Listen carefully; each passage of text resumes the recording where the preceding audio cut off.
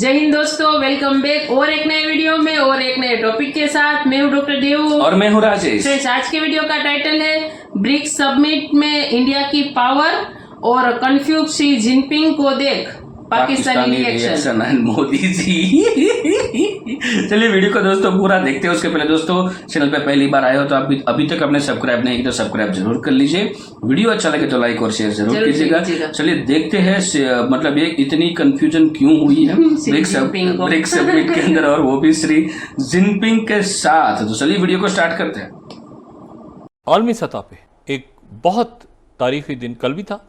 कल इस हवाले से था कि इंडिया जो कि चांद तक पहुंचा, और आज एक और तारीखी दिन इसलिए इस हवाले से था जो ब्रिक्स है उसमें 6 नए ममालिक को शामिल कर लिया गया।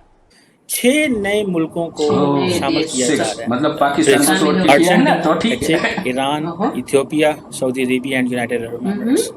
लेकिन पाकिस्तान का दोस्त चीन जो है वो पाकिस्तान की मदद नहीं कर सका। और ये जो है डीपली कंसर्निंग होना चाहिए for the people of Pakistan. Bangladesh को लेना चाहिए इसमें। मोदी जी की एंट्री और श्री जिनपिंग की एंट्री दिखा दो। ये देखो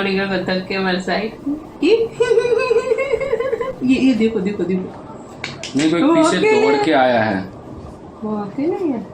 नहीं, उसके पीछे कोई दौड़ के आया ना, तो नहीं, वो भी देख रहे हैं कि क्या। लेकिन सर इसमें पाकिस्तान क्यों नहीं है? ये भी हमने कहीं सुना था कि पाकिस्तान को जोड़ने की कोशिश की जा रही है, लेकिन भारत ऐसा नहीं होने दे रहा। लेकिन चाइना ने पूरी जान तो लगाई होगी ना। आप ये तस्वीर देखें कि हसीना वाजिद भी पहुंची हुई है वहां पर, थैंक्स टू न्यू दिल्ली। तो ग्लोबल साउथ का वाहिद मुल्क जो इसमें रह गया है वो पाकिस्तान है, और दिस इज वेरी इंटरेस्टिंग। उसकी वजह यह है कि उसमें इंडिया का रोल जो है वो लीडरशिप का रोल था। इंडिया आगे था। हेलो दोस्तों, स्वागत आप सभी का EPN चैनल पे। तो फ्रेंड्स, आइए देखते हैं पाकिस्तानी मीडिया की लेटेस्ट वीडियो।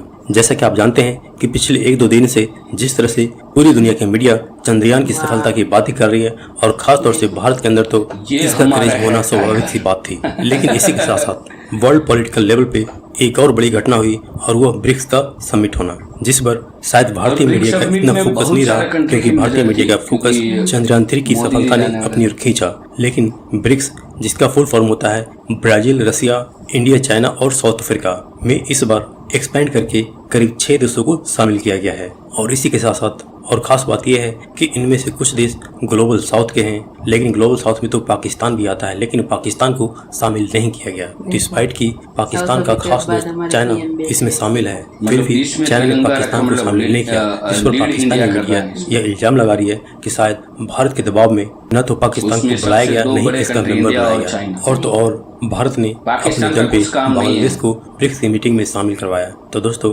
आइए देखते हैं पाकिस्तानी मीडिया की इस लेटेस्ट वीडियो। आतंकवादी की जरूरत नहीं है।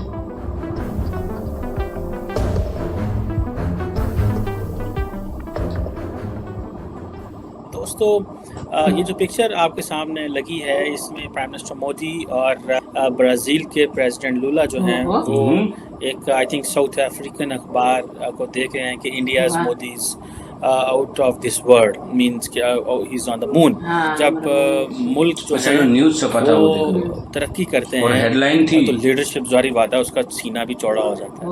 अभी जब प्राइम मिनिस्टर मोदी वहाँ पे हैं साउथ अफ्रीका में, ये जो मुल्क ये सारे इकट्ठे हुए, तो जाहिर बात है प्राइम मिनिस्टर मोदी को मौका मिला to boast of, to show the laurels which the scientific community in India has achieved। ये जाहिर बात है it was a proud moment, आप इसमें देख सकते हैं। लेकिन इससे भी बड़ी खबर जो है that came from South Africa, और पाकिस्तान की जो बैनुल-अक़वामी जो तन्हाई है, डिप्लोमेटिक आइसोलेशन, वो बिल्कुल नुमायां है।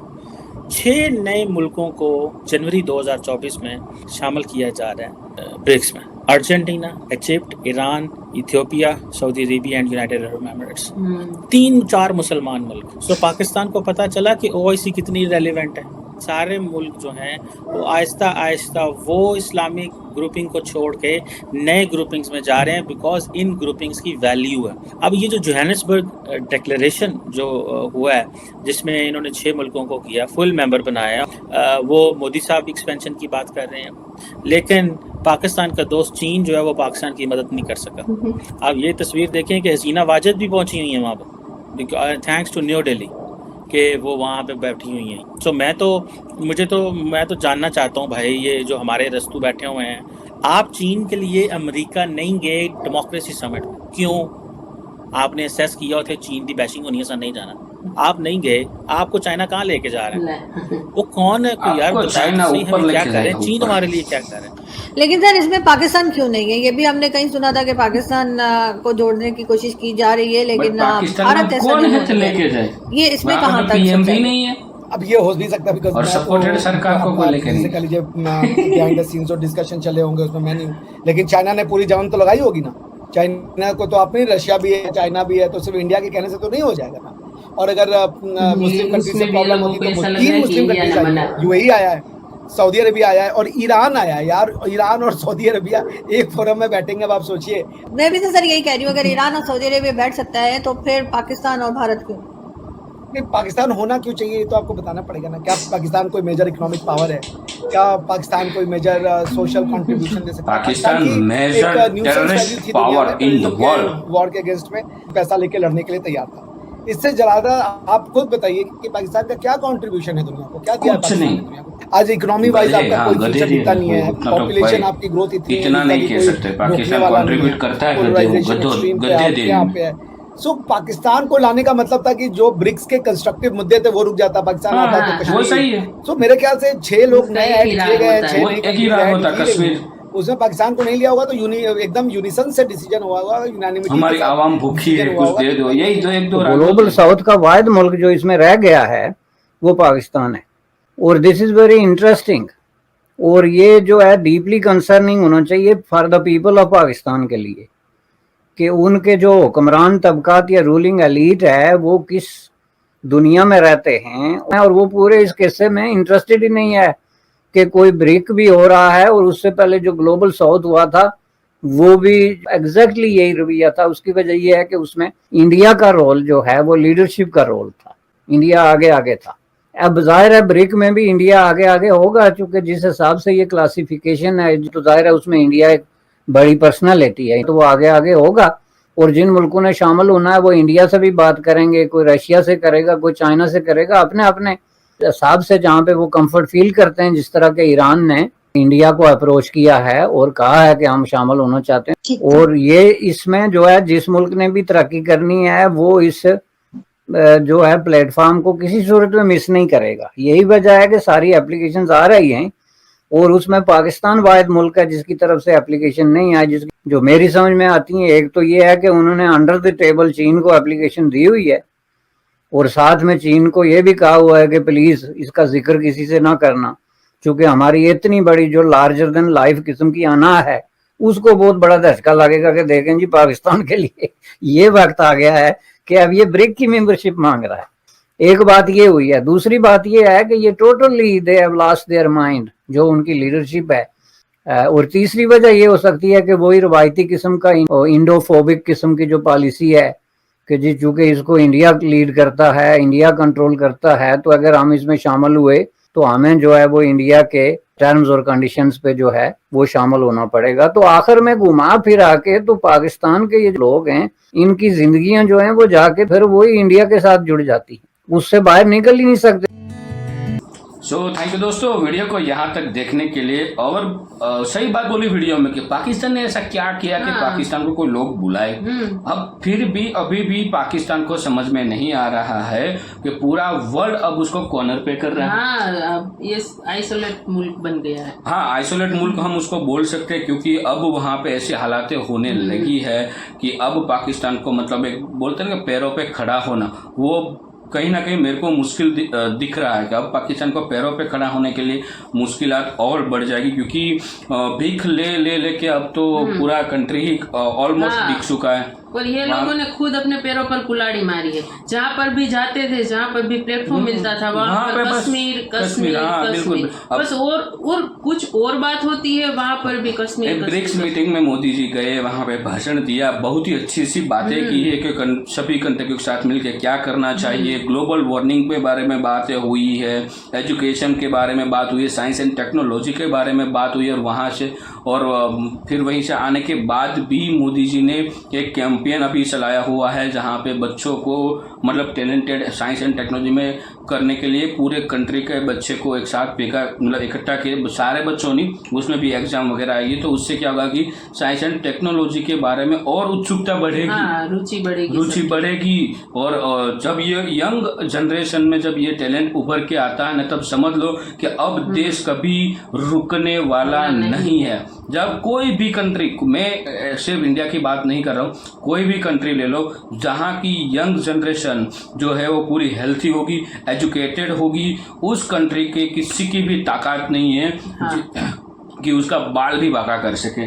बट पाकिस्तान में अभी क्या है कि यंग जनरेशन को बताया जा रहा कि इंडिया हमारा दुश्मनी मुल्क है, हिंदू हमारे दुश्मन है, उसके लिए हम ये मार देंगे, ऐसे मार देंगे, वैसे मार देंगे, ये सब कुछ वहाँ पे सिखाया जाता है। बात रही दूसरी कि पाकिस्तान को क्यों नहीं बुलाया जाता, क्योंकि वहाँ पे जो मोदी जी को और जो बाकी जो कंट्री है उसको जो बातें करनी थी वो बात वहाँ पे मतलब बंद हो जाती। पाकिस्तान यदि आता तो पूरा जो माहौल होता है ना वो बिगाड़ देता है पाकिस्तान। मतलब जिस टॉपिक्स पे बात करने वो टॉपिक्स ऐसे ही रह जाते हैं और बात वो कर देते हैं कि हिंदुस्तान ने हम पे ये कर दिया, हम पर वो कर दिया, हमें ये कश्मीर का मुद्दा ये वगैरह वगैरह वगैरह, उसका यही भाषण चालू होता है। मतलब भीख मांगने का तरीका जो उसको बोलते हैं वो उसका चालू हो जाता है, जो अब कोई कंट्री को उसमें इंटरेस्ट नहीं है, क्योंकि ग्लोबल वर्ल्ड में मतलब पूरे वर्ल्ड के अंदर मोदी जी ने बोल दिया है कि ये जो मामला है पाकिस्तान और इंडिया का और खास पीओके का, वो हमारा आपसी मामला है जिसमें कोई कंट्री ध्यान ना दे और कोई कंट्री इसमें उंगली ना करे। ये हम सुलझा लेंगे कभी भी, जब भी हमें टाइम मिलेगा, जब भी हमारे पास ऐसा टाइम आएगा तब हम सुलझा लेंगे। तो अब किसी भी कंट्री को इंटरेस्ट नहीं है, लेकिन पाकिस्तान समझ ही नहीं रहा है, ठीक है। बट वहां पे जाके भी एक ही चीज करनी थी, भीख मांगने की, ठीक है। और उसका अच्छा सा फ्रेंड, सबसे बड़ा फ्रेंड जिसको वो माई बाप मानते हैं, चाइना, सब कुछ उसको मानते हैं, वो कंट्री ने उसको नहीं बुलाया। और सबसे अच्छी बात है जो मोदी जी का पावर दिखाना, मतलब ब्रिक्स के अंदर भी वो लीडर। मैं बोलता हूँ कि पहले जब डोनाल्ड ट्रंप थे ना, तब उसके बाद मोदी जी का नाम आता था, क्योंकि एक अमेरिका वो वर्ल्ड पावर का कंट्री है, उसके बाद मोदी जी का नाम आता है। बट जब से ट्रम्प गए उसके अब कोई लीडर, बड़ा लीडर मोदी जी के अलावा है ही नहीं। अब पुतिन जी भी इसलिए नहीं कह सकते क्योंकि पुतिन जी भी अभी कहीं ना कहीं जूझ रहे हैं, अभी उसके मतलब रशिया और यूक्रेन का तो युद्ध चल रहा है। तो उसके बाद अब जो सबसे पावर वाला बोलते हैं ना, वो मोदी जी है। मतलब टाइगर से भी ज्यादा पावर वाले जो नेता है वो मोदी जी हो चुके हैं और अब सब उसकी सुनते हैं। क्योंकि उसने अपने देश का एग्जाम्पल रखा है सबके सामने। मोदी जी जो बातें करते हैं वो भविष्य की बातें करते हैं कि हम हमारी पीढ़ी को अब हम क्या देखे जाएंगे। हम यहाँ पे आए हैं कुछ सालों के लिए इस सीट पे, तो इस सीट का हम सही मायने में उसका जो यूज होता है वो हम देखें, ना कि हम जो गैर रिक्त सीखे। मतलब जो प्रधानमंत्री की सीट है वो एक ऐसा समझ लो कि वो देश का माई बाप जैसी सीट है। हम जैसे हमारे जो फादर होते हैं हमें कैसी सलाह देके सिखाते हैं और हमें एक एजुकेटेड करके हमें एक जिम्मेदार व्यक्ति बनाते हैं, वैसे प्रधानमंत्री का भी काम होता है कि हमें जिम्मेदार एक नागरिक बनाए। वो कार्य करना प्रधानमंत्री सब जगह पे कह रहे हैं, मोदी जी सब जगह पे कह रहे हैं। बाकी पाकिस्तान में ऐसा कुछ है ही नहीं, वहाँ पे तो कुछ अलग ही रीत है, अलग ही कंट्री है। और धीरे धीरे जैसे पूरे वर्ल्ड ने इग्नोर करना स्टार्ट कर दिया तो धीरे धीरे वैसे भी वो पाकिस्तान खत्म हो ही जाएगा। ऐसा हमें ये वीडियो देखने के बाद लग रहा है, क्योंकि ब्रिक्स जो है वो करीबन मतलब सब जो नियरेस्ट कंट्री है उसका ही बना हुआ है ब्रिक्स, ठीक है। तो दोस्तों वीडियो के बारे में आपकी क्या राय है कमेंट में लिखकर जरूर बताइएगा। और वीडियो अच्छा लगे तो लाइक और शेयर एंड कमेंट जरूर कीजिएगा। चैनल पे पहली बार आए तो चैनल को सब्सक्राइब जरूर कीजिएगा। चलिए मिलते हैं और एक नए वीडियो में और एक नए टॉपिक्स के साथ। टिल देन जय हिंद, जय भारत।